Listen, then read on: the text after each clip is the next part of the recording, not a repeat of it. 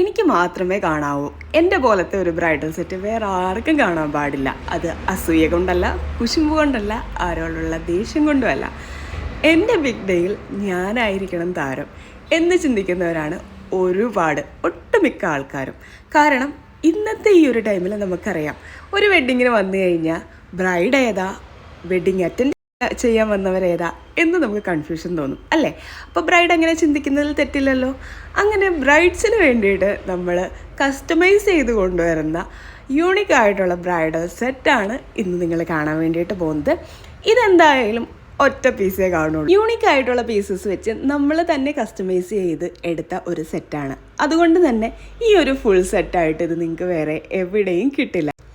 ഈ ഒരു set completely നമ്മൾ ആൻറ്റിക് ടോൺ തന്നെയാണ് പിടിച്ചേക്കുന്നത്. 4 പീസസ് വെച്ച് ഭയങ്കര യൂണിക്കായിട്ടാണ് നമ്മൾ ഈ ഒരു സെറ്റ് ചെയ്തേക്കുന്നത്.